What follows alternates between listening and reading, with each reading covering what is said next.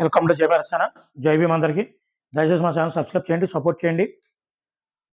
ఆంధ్ర రాష్ట్రంలో జరుగుతున్న రాజకీయ వేడి వేడి వాతావరణంలో ప్రతిరోజు ఒక విధంగా చెప్తే టీవీ న్యూస్‌లో టీఆర్పీ రేట్ కూడా పెరిగిపోతుంది.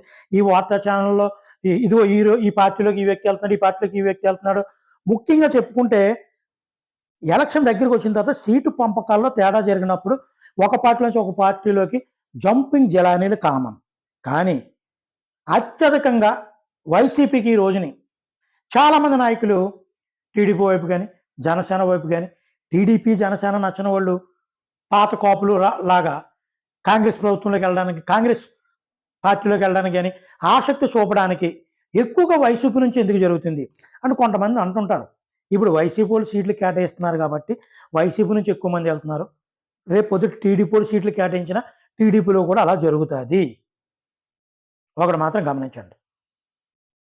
ఏ పార్టీ నుంచి ఏ పార్టీలోకి జంపింగ్ జలానీలు జరిగినా పార్టీలో ఎప్పటి నుంచో పాతుకుపోయిన వ్యక్తులు, పార్టీ అంటే అభిమానం ఉన్న వ్యక్తులు సీటు ఇవ్వకుండా త్వరగా కదలరండి.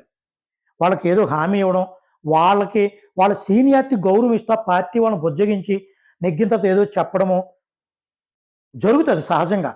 కానీ ఇప్పుడు మీరు ముఖ్యంగా ఒకటి గమనించవలసింది ఏంటంటే వైసీపీ ప్రభుత్వంలో కాంగ్రెస్ రాజశేఖర రెడ్డి అంటే అభిమానం ఉన్న వ్యక్తులు, తర్వాత రాజశేఖర రెడ్డి ద్వారా రాజశేఖర రెడ్డి కొడుకు అయినటువంటి జగన్ను అవమానించే వ్యక్తులు, వైసీపీలో ఉన్న సీనియర్ నాయకులు ఎప్పటి నుంచో జగన్ వెంట నడిచి ఆయన జైలుకి వెళ్ళినప్పుడు, తన చెల్లి పాదయాత్ర చేసినప్పుడు తనతో పాటు నడిచినటువంటి వ్యక్తులు కూడా ఈ రోజుని వైసీపీని వదిలేయడం అనేది అది జగన్ యొక్క యాటిట్యూడ్ని కానీ వైసీపీ పార్టీలో ఉన్న విధానాలకు కానీ అర్థం పడుతుంది అనమాట.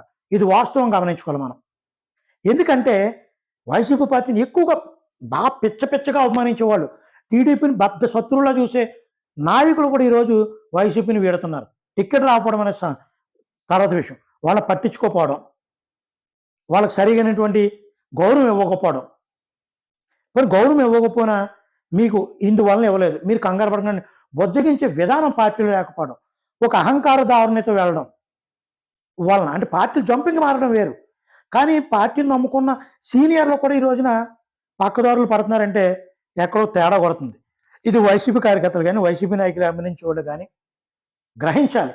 ఈ వాస్తవాలు గ్రహించి ఇప్పటికైనా సర్దిద్దుకోకపోతే భారీ నష్టం వైసీపీకి ఖాయం. కొంతమంది ఏదో అంటారు గుడ్డిగా, అబ్బాయి ఎంతమంది పోయిన పర్లేదు మేము నెగ్గేస్తాం. ప్రజలు ఏదైనా ఒకసారి అవకాశం ఇచ్చారండి, రెండోసారి ఆలోచిస్తారు అవకాశం ఇవ్వడానికి. రెండోసారి అవకాశం ఇవ్వాలంటే దాంట్లో చాలా విషయం ఉండాలి. ఆ విషయం వైసీపీలో ఉందో లేదో ఒకసారి గమనించుకుంటే బాగుంటుంది.